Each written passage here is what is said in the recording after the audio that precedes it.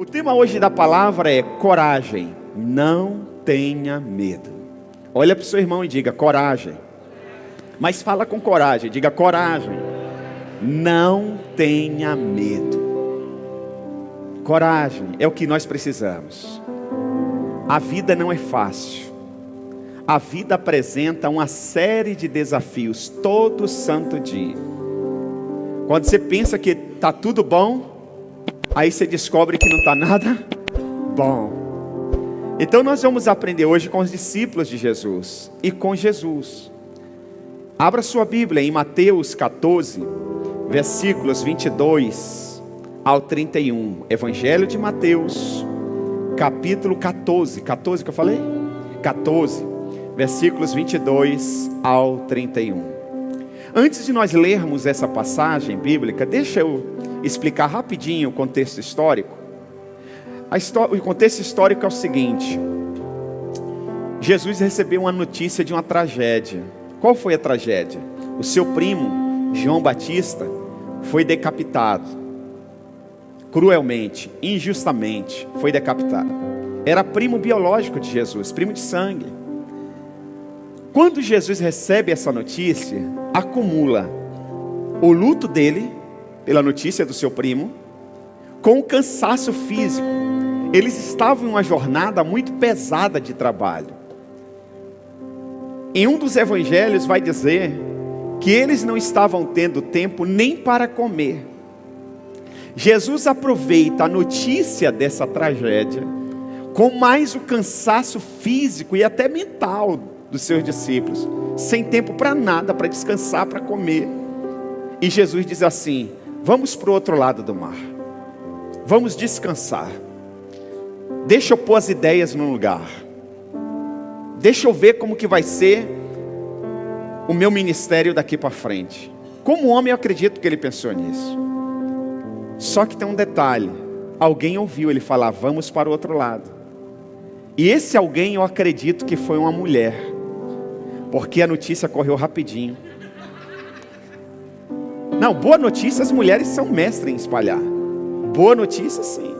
Por que Jesus se revelou quando ele ressuscitou uma mulher, não um homem?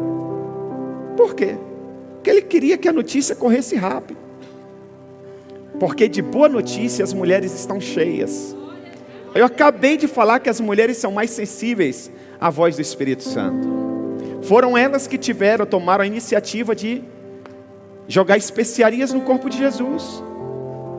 Por isso que Jesus se revelou às mulheres. Sabe quem ficou quando Jesus estava sendo crucificado? Quem ficou até o sepultamento? As mulheres. Os homens, os valentões, ó, perna para que te deem. E aí alguém ouviu Jesus dizendo, vamos para o outro lado. Quando Jesus chega do outro lado, de barco com os discípulos, uma multidão foi pela margem. Não sei como isso aconteceu, sobrenatural. E eles chegaram primeiro que Jesus e os seus discípulos do outro lado. Quando Jesus desce do barco, ele vê aquela multidão. A Bíblia diz que ele teve compaixão. Ele viu aquela multidão, e aquela multidão era como ovelhas sem pastor. Mesmo enlutado, mesmo cansado, ele começa a pregar. Por isso que a gente não tem desculpa para fazer a obra de Deus. O nosso mestre não precisava fazer isso, mesmo cansado, mesmo enlutado. Ele começa a ministrar a palavra.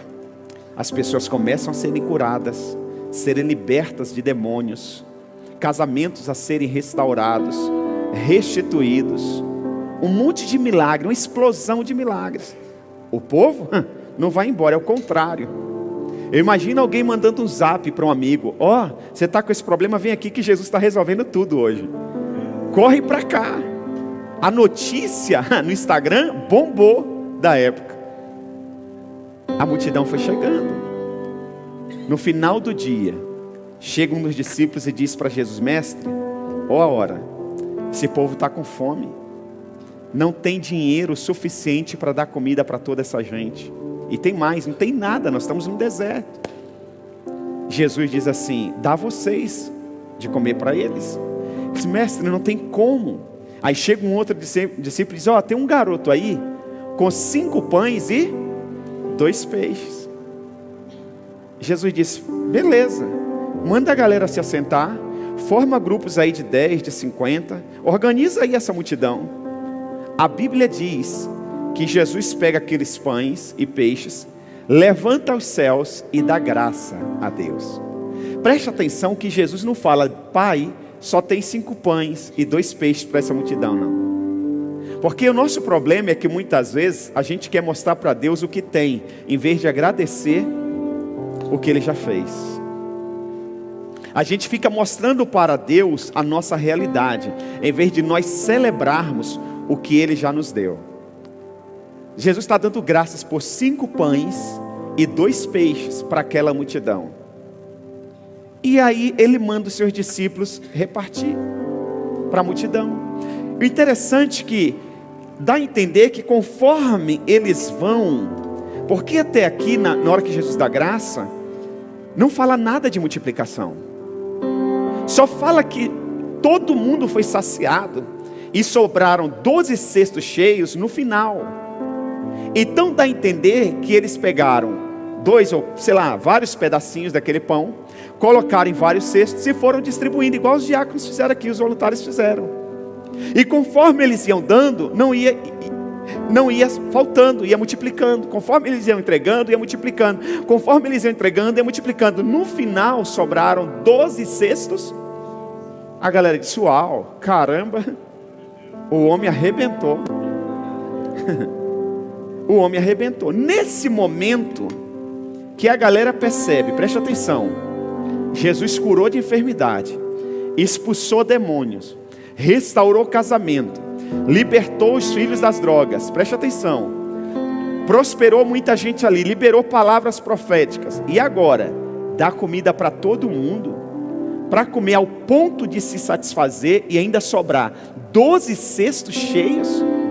A galera vai ao delírio, a adrenalina vai lá em cima.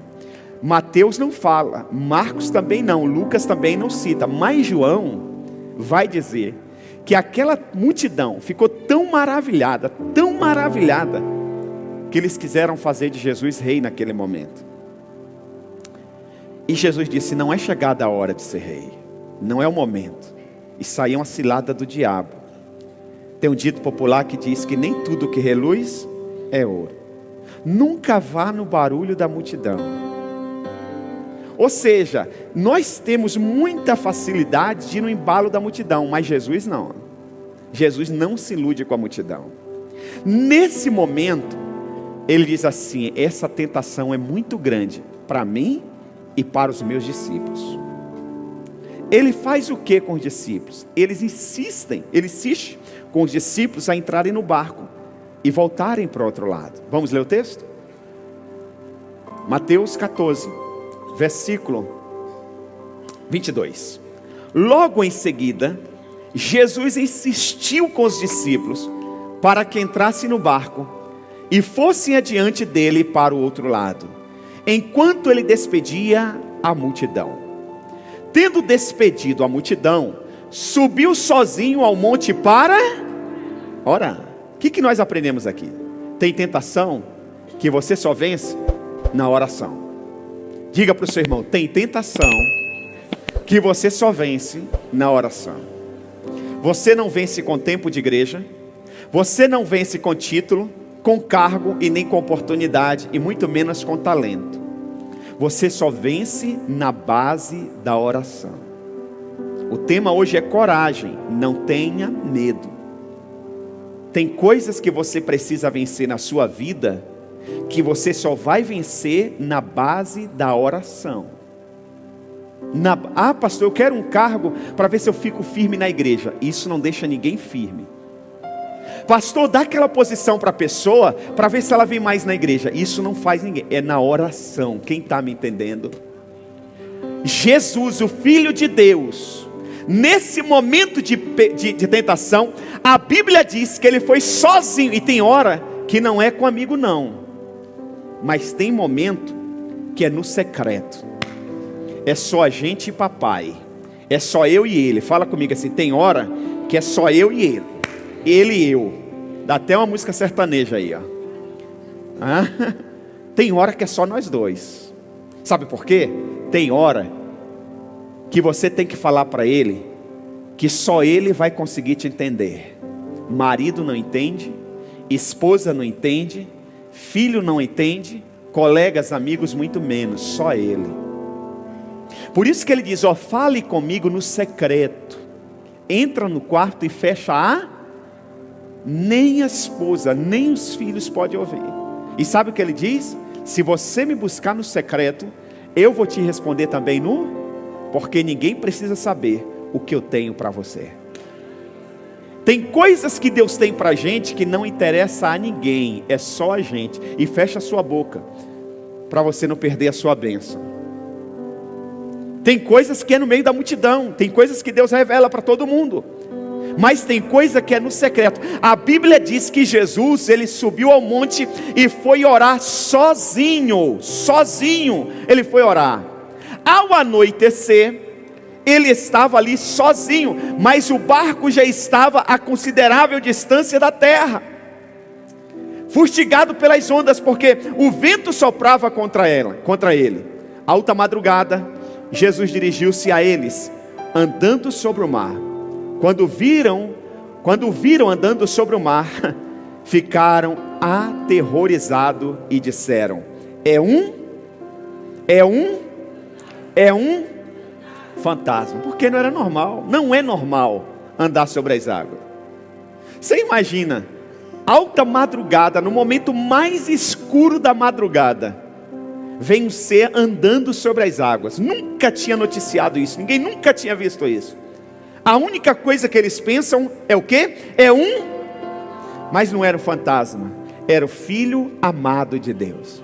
Era a resposta ao milagre, a solução que eles estavam precisando. Cuidado, porque tem hora que Deus vai mandar provisão, que você vai dizer, como muitos dizem aí um dito popular, quando a esmola é demais, o santo desconfia. Quando a bênção é demais, a gente pode até desconfiar, mas tem hora que é o próprio Jesus batendo na sua porta e dizendo, meu filho, chegou a sua vez, chegou a sua hora, é agora que eu vou salvar a sua família, é agora a hora do milagre. Não tem lógica o que está acontecendo, você não está entendendo, pode parecer que é um fantasma, mas sou eu, não tenha medo. Coragem, aleluia, coragem, aleluia. E os caras gritaram de medo, mas Jesus imediatamente lhe disse, coragem, sou eu, não tenham medo. Senhor, disse Pedro, se és tu, manda ir ao teu encontro por sobre as águas. Venha, respondeu ele. Então Pedro saiu do barco, andou sobre a água e foi na direção de Jesus. Mas quando reparou no vento, ele olhou para Jesus, ele estava indo na direção mas quando reparou no vento, olhou para as circunstâncias, olhou para o irmão do lado, olhou para a liderança, parou de olhar para Jesus. Deixa eu te falar uma coisa, sabe quem te salvou? Sabe quem morreu por você? E ele, Jesus, usa homens e mulheres imperfeitos, aleluia, para expandir o reino dele. Não olhe para a imperfeição do seu irmão, continue olhando para Jesus, o autor e consumador da nossa fé. Quem está me entendendo diz amém. Porque se nós mantermos o nosso olhar fito em Jesus, nós vamos chegar até o fim, eu e você. E quando nós chegarmos lá, a Bíblia diz que nós seremos transformados em homens e mulheres perfeitos, aleluia. Nós receberemos um corpo glorificado e moraremos com Ele e viveremos com Ele eternamente, seremos como Ele é. Mas enquanto estiver nessa terra, vamos olhar para Jesus. Não estou falando para sermos coniventes com o pecado de ninguém, não é isso, é a gente estar focado em Jesus. O irmão do lado pecou, o seu líder falhou, ora por ele, olha para Jesus e diz, Jesus, tem misericórdia dele e tem misericórdia de mim, porque agora está sendo ele. Se o Senhor não tiver misericórdia de mim, amanhã pode ser eu. É assim. Então preste atenção.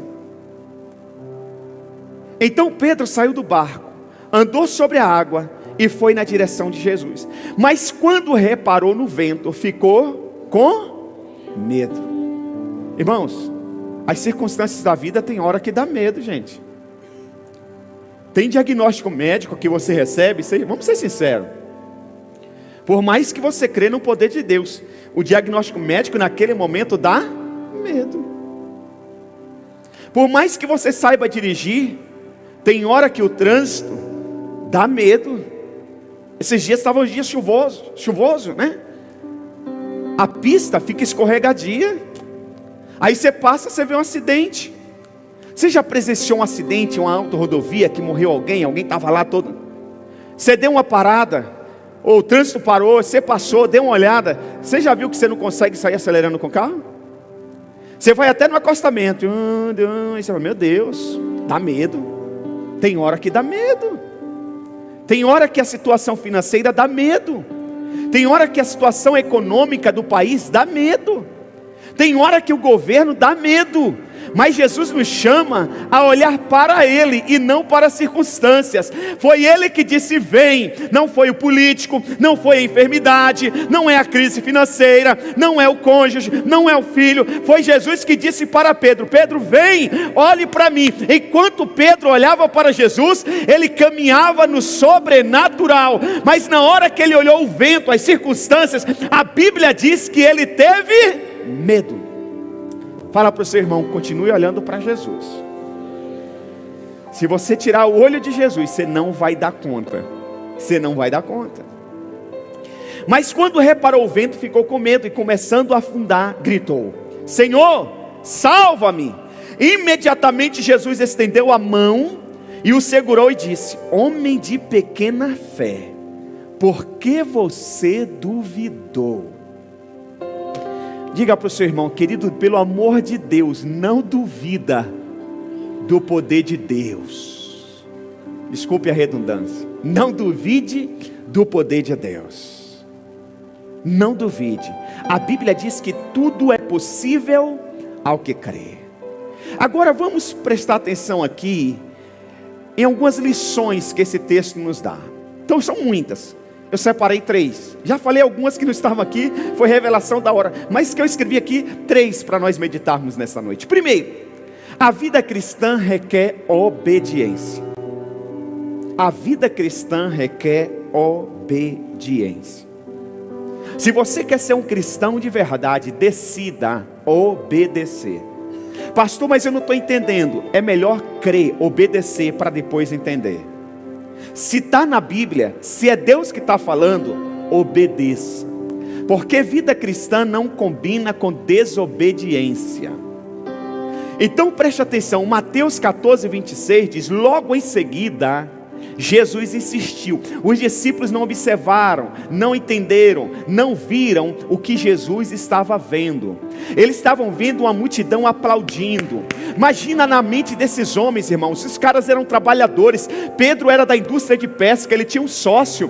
Todos eles, quando Jesus chamou para o seu ministério, estavam trabalhando. Nenhum deles era preguiçoso. Jesus não chamou nenhum que estava dormindo até meio-dia, nenhum que estava no videogame o dia todo, nenhum que estava empinando pipa, nenhum que estava só jogando bola para passar o tempo. Jesus chamou pessoas que estavam trabalhando. Pedro era da indústria de pesca, Mateus era cobrador de impostos. Todos eles tinham uma profissão.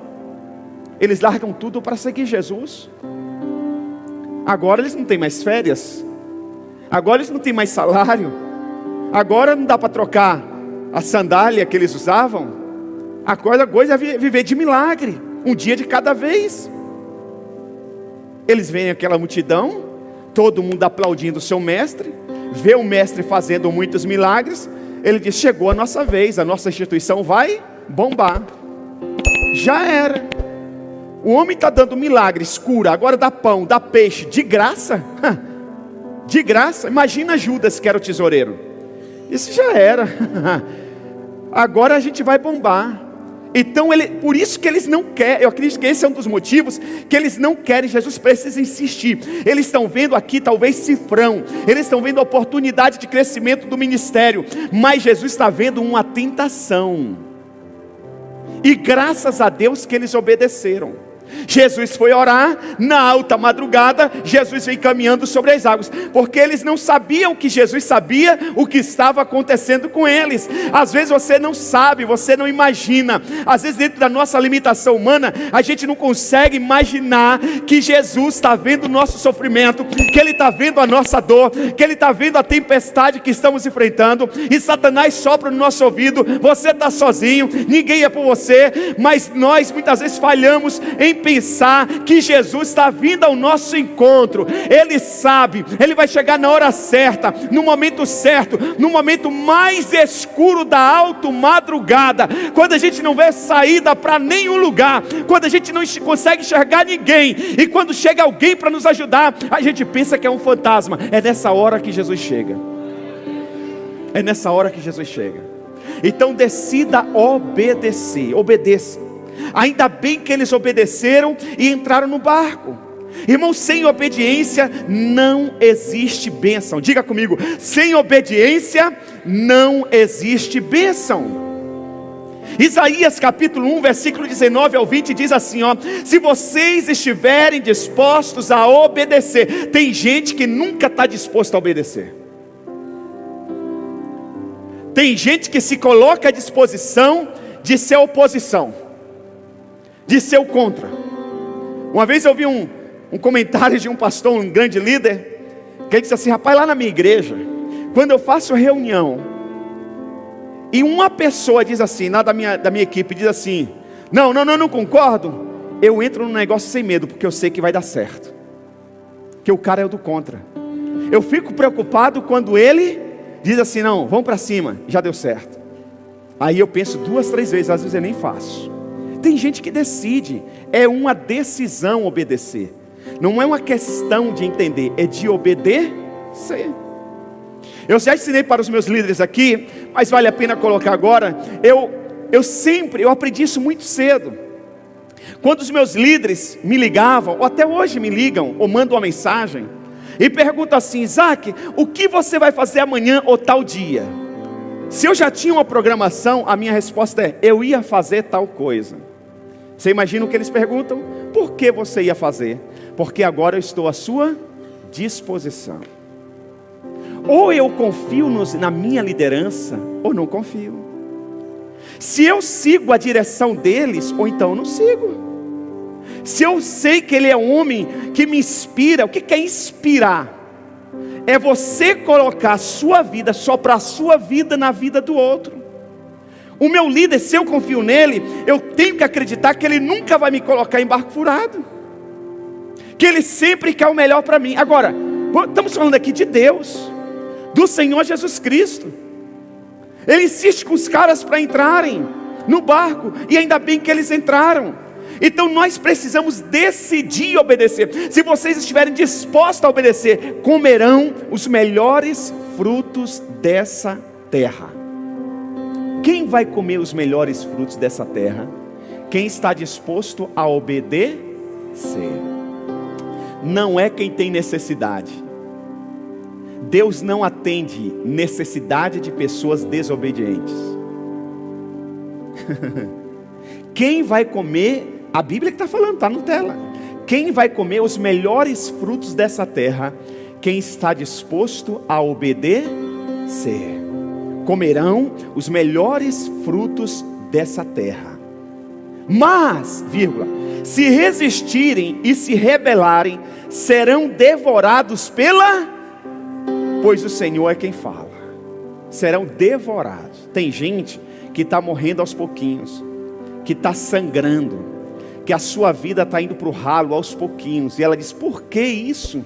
Ela não percebe que ela não consegue obedecer os comandos de Deus. Ela não consegue.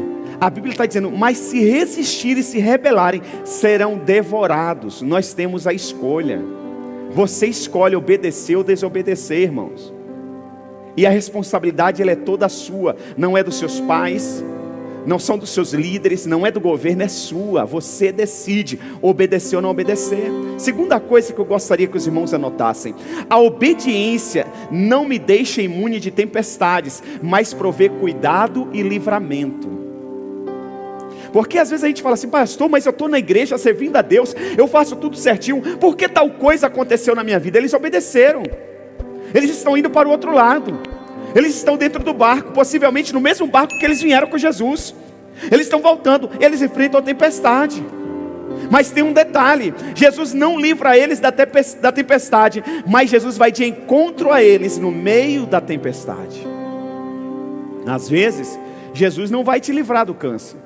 Às vezes Jesus não vai te livrar do desemprego. Às vezes Jesus não vai te livrar dessa crise conjugal, mas Ele vai entrar com você nessa enfermidade, e Ele vai te dar vitória. Ele vai entrar no seu casamento e Ele vai mudar. Ele vai mudar a sua empresa, Ele vai mudar os seus filhos. Ele não vai te dar um novo filho, não é um novo casamento. É nessa família que o milagre vai acontecer.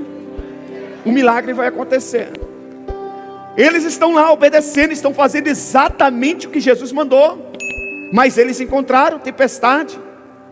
João 16:33, parte B diz: neste mundo vocês terão aflições, contudo, tenham ânimo, eu venci o mundo. Jesus está dizendo: eu venci. Não pare, não desista, não olhe para as circunstâncias, vocês também já vão vencer. Deixa eu dar um exemplo aqui de Daniel. Daniel é um jovem, aproximadamente 17, 18 anos, estourando 19 anos segundo os estudiosos. Um judeu, é levado para o Egito como escravo. Lá ele se destaca entre os outros jovens, inclusive os escravos. E ele tem um hábito, ele se destaca porque ele tem um hábito que nós poderíamos criar, copiar Daniel nisso aqui. Já que estamos fazendo o jejum de Daniel, por que não acrescentar mais um hábito de Daniel? Daniel orava 3 vezes ao dia, manhã, tarde e noite, 3 vezes ao dia. Os caras percebem que Daniel está se destacando, ele é mais inteligente, ele é mais sábio, ele é o cara. Os caras dizem: o único segredo desse Daniel deve ser esse Deus dele. A gente tem que criar alguma coisa para parar esse cara, senão daqui a pouco esse cara vai estar governando sobre nós, esse garotinho, esse menino. Então os caras tiveram a sacada: vamos criar uma lei, que durante tanto tempo, ninguém pode se curvar diante a um outro Deus, a não ser do nosso rei Dário. Então vamos criar e pedir para ele assinar. Os caras assinam. E quem desobedecer a lei do rei, vai ser lançado na cova dos leões. Daniel decidiu obedecer a Deus. Daniel continuou na pegada dele de oração. Depois que o decreto passou a valer, os caras ficam de olho em Daniel. Quem está lá de joelho orando a Deus de manhã? Daniel. Meio-dia, quem está lá orando? Daniel.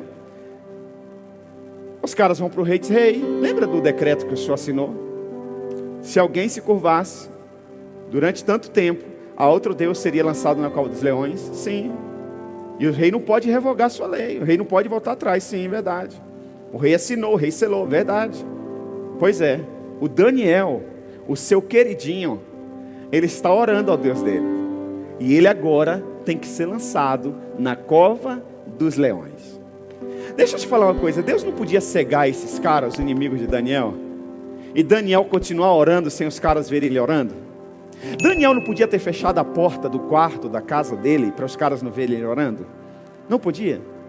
Daniel não podia ser muitas vezes como agente secreto em alguns lugares? Ninguém pode saber que eu sou crente, hein? Entendeu? Não pode falar. Ele não podia, não. Mas ele decidiu ser obediente à voz de Deus. E o que aconteceu? O rei não podia revogar a lei, não podia voltar atrás. Autorizou lançar Daniel na cova dos leões. Caramba, que Deus cruel. Como que Deus deixa o cara ser lançado na cova dos leões se o cara está sendo fiel a ele? Pois é. Só que Deus sempre tem mais. Para Deus não significa muita coisa te livrar da luta. Para Ele significa muito Ele estar com você nessa luta. Porque a luta são as provações que nos levam ao amadurecimento, à experiência com Deus, a entender as pessoas, a compreender as pessoas. São as lutas, são as adversidades que nos formam o homem, a mulher que somos hoje. Então Daniel é lançado na cova dos leões. A Bíblia diz que o rei gostava tanto de Daniel, ele não conseguiu dormir aquela noite. Quando amanheceu, logo ao alvorecer, o rei se levantou, Daniel 6,16. O rei se levantou e correu para a cova dos leões. Quando ia se aproximando da cova, chamou Daniel com voz aflita: Daniel, servo do Deus vivo, será que o seu Deus, a quem você serve continuamente, não é só domingo não, viu bonitinho? Não é só de quinta-feira às vezes não. Não é só culto de Santa Ceia não, viu irmãozinho? Não é só dia da célula não, é continuamente. Às vezes a gente faz esporadicamente e quer livramento continuamente, não tem. Livramento continuamente é para quem serve a Deus continuamente, é para quem ora continuar. Não pare de jejuar. Agora é o coletivo, mas crie o hábito de jejuar, crie o hábito de ler Bíblia, crie o hábito de orar, porque livramento continuamente, poder continuamente, é para quem busca continuamente. Aleluia, aleluia. Pode livrá-lo dos leões? Para surpresa do rei, Daniel respondeu: ó rei, vive para sempre. O meu Deus, o meu Deus, não é o Deus do pastor Isaac, é o meu Deus. O meu Deus enviou o seu, que fechou a boca dos. Eles não me fizeram mal algum, pois fui considerado inocente à vista de Deus. Também contra ti não cometi mal algum. Irmãos, o cara que orava continuamente, o cara que era fiel a Deus, mesmo em terras estranhas, preste atenção, Deus não livrou ele da cova dos leões, mas Deus entrou na cova dos leões e fechou a boca dos leões. Por que Deus ia nos livrar das lutas que enfrentamos? Na verdade, Deus quer que tenhamos experiências com Ele nessa cova dos leões. Quais são os leões que você está enfrentando hoje? Quais são os leões que estão ameaçando a te devorar? É uma crise conjugal? É uma crise financeira? É um problema de saúde? É alguém que te traiu, te abandonou, falou mal de você, foi ingrato? Quem está sendo ou o que está sendo os leões na sua vida? Pode ter certeza, se você buscar a Deus continuamente, Deus vai fechar a boca desses leões. Você crê nisso? Diga glória a Deus. Terceira e última coisa que nós precisamos aprender hoje: quando obedecemos, Jesus sempre vem ao nosso encontro. É algo tão simples, mas que é importante nós sermos lembrados. Quando nós obedecemos, Jesus sempre vem ao nosso encontro. Mateus 14, 25. Alta madrugada, Jesus se dirigiu a eles, andando sobre o mar. Irmãos, não importa a hora, não importa as circunstâncias, se você está no centro da vontade de Deus, fique tranquilo, não se estresse, Ele virá ao seu encontro. Ele virá ao seu encontro. Pode ser no lugar que for. Eu lembro, uma vez eu estava viajando para uma conferência nos Estados Unidos, eu já contei isso aqui várias vezes. Eu estava viajando e era num grupo de pastores, era uma conferência, e no sábado à tarde nós tiramos um tempo, pastor, né, só pensa na igreja, então vamos ver algumas coisas para a igreja e tal. Nós precisávamos de microfone, aqui na nossa igreja precisávamos de microfone, eu fui ver microfone na loja, só que a loja estava fechando, e era uma guia, um intérprete para um grupo de pastores imenso, e aí a loja estava dando horário de fechar. Eu lembro que a guia disse assim, eu queria testar o microfone, e a guia disse assim, pastor, não vai dar, já está fechando a loja, segunda-feira a gente volta aqui, pode ser?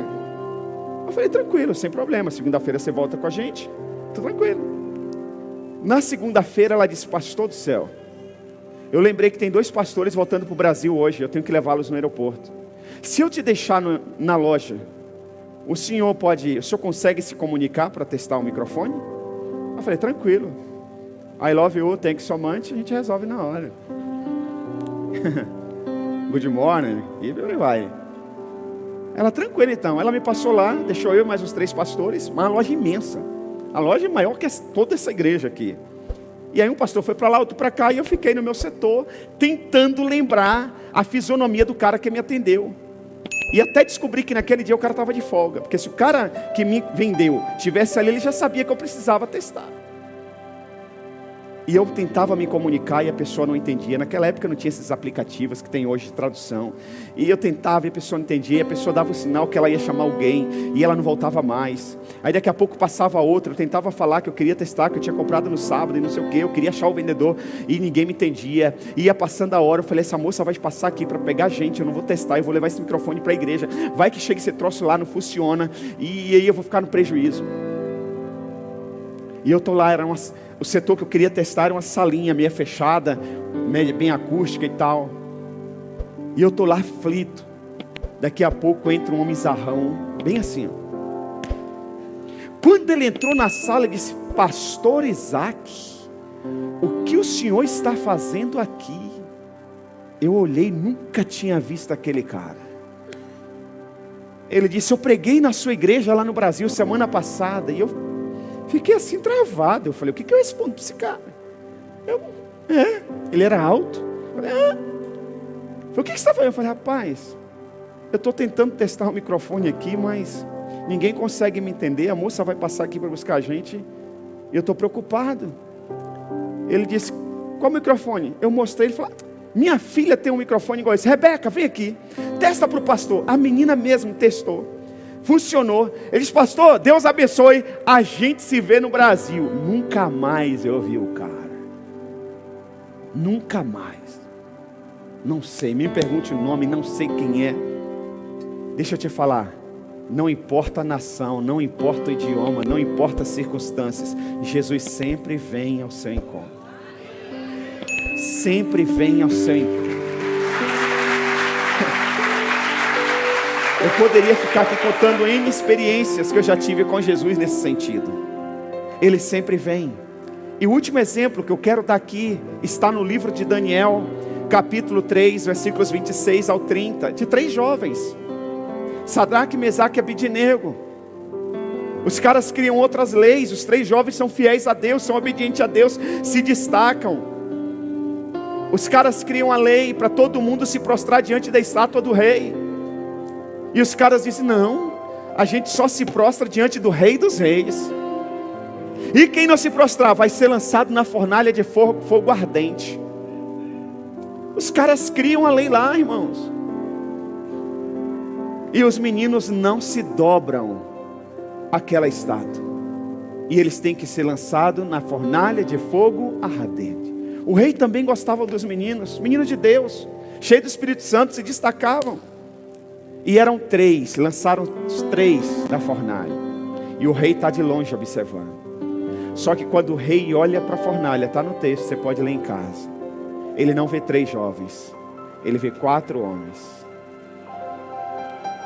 E aleluia, às vezes a gente acha que está sozinho, é que a gente não consegue ver.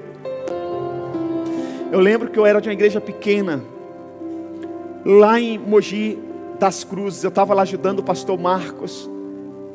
E o meu pastor na época da sede me chamou para vir para a sede.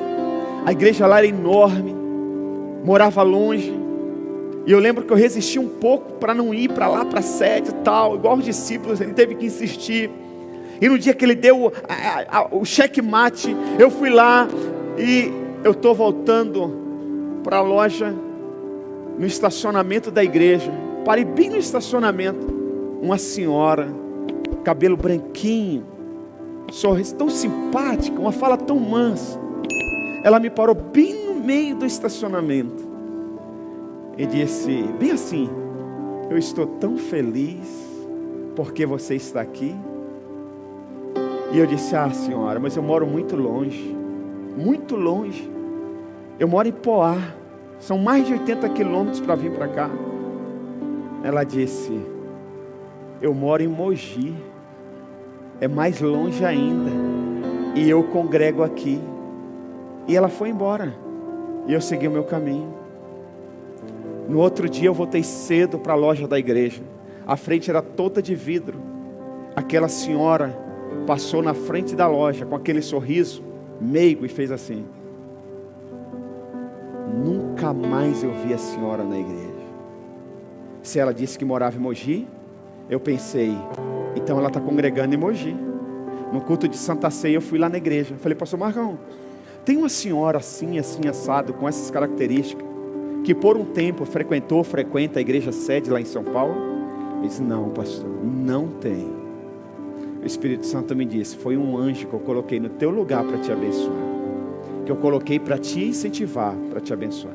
Irmão, se eu não tivesse ido para a sede naquele tempo, eu não estaria aqui hoje. Eu não estaria aqui hoje. Talvez você não teria sido alcançado. Eu não teria as experiências que eu tenho hoje no ministério pastoral. Deixa eu te falar, nós nunca estamos sozinhos quando nós decidimos obedecer. O quarto homem, aleluia, ele sempre estará do seu lado, mesmo quando você não consegue ver. E o rei disse assim, espera aí, mas o quarto homem tem vestes diferentes, parece com as vestes de um dos filhos dos deuses. Chama eles. Quando chama, saem os três. A Bíblia diz que as vestes dos meninos, dos três, não tinha sido queimada, nem um fio de cabelo, e eles não tinham cheiro nenhum de fumaça. Irmão, você já foi em churrasco? Esse churrasco que faz aí 10 comunhões? As mulheres que fazem chapinha no cabelo, escovou o cabelo naquele dia, eu só vejo a mulher assim.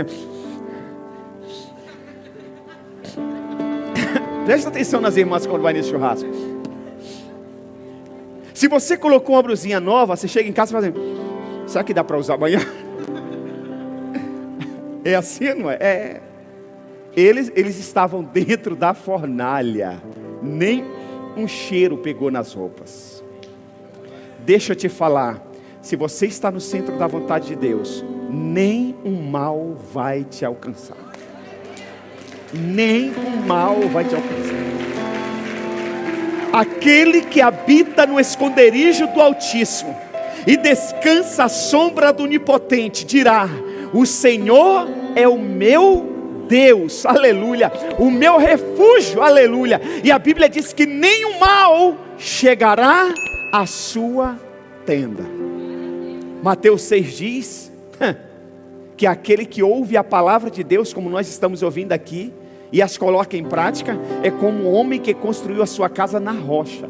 Vem a tempestade, vem a perseguição, vem as pedradas, vem a enfermidade, vem o problema conjugal, vem o desentendimento com os filhos, vem a crise financeira, e a casa permanece de pé. De pé. Mas aquele homem que ouve a palavra e não coloca em prática, vem a mesma tempestade, nem mais e nem menos, mas a casa dele cai, porque foi construída sobre areia. A minha pergunta para nós encerrarmos hoje é: você tem construído a sua vida espiritual em alguém ou na palavra de Deus? Porque se for em alguém, quando esse alguém parar, você para. Quando esse alguém sair da igreja, você sai também. Mas se for em Deus, você só vai permanecer olhando para a cruz, para Jesus. Jesus vai dizer, vem, e você vai. O outro pode parar. Preste atenção, todos tiveram medo. 12 homens, todos tiveram medo. Só um disse, se és tu, manda eu ir ao teu encontro sobre as águas. E Jesus disse, vem, não venham. Se ele falasse venham, todos poderiam ir. Mas só foi um que disse, se és tu, manda eu ir. A experiência com Deus é individual. Tem marido que está ancorado na esposa, e tem esposa que está ancorada no marido. Tem pais que estão ancorados no filho. É individual, é a tua experiência. O marido não quer, você quer, busca a Deus. A mulher não quer, busca a Deus, marido. Os filhos não querem, busca a Deus. Porque no final você vai declarar, eu e a minha casa servimos ao Senhor. Não pare, não pare, não pare. E para nós orarmos, nunca duvide do poder de Deus. Se coloque de pé, por gentileza. Nunca duvide do poder de Deus.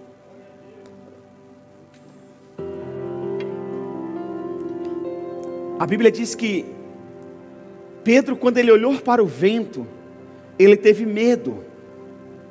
Imediatamente ele gritou, salva-me, Senhor, salva-me, Senhor. A Bíblia diz que imediatamente Jesus estendeu a mão e o segurou e disse, homem de pequena fé, por que você duvidou? todas as vezes que nós dermos um grito de socorro, o Senhor vai nos socorrer imediatamente. Irmãos, Pedro estava se afogando, ele ia morrer ali. Ele estava se afogando. Jesus foi como salva-vida na vida de Pedro naquele momento. Irmãos, olha aqui para mim, quantas pessoas que nós conhecemos, que estão morrendo, se afogando no pecado, na malignidade, na confusão, na destruição, no vício, nesse exato momento, irmãos. Quantas pessoas nós conhecemos? Hoje, Jesus não está aqui mais fisicamente, mas Ele deixou os seus discípulos, eu e você. Hoje não é mais o Senhor Jesus Cristo que estende a mão, Ele estende através da gente. Somos nós que somos agora os salva-vidas, somos nós que precisamos estender as mãos para o perdido. Quem está me entendendo diz amém.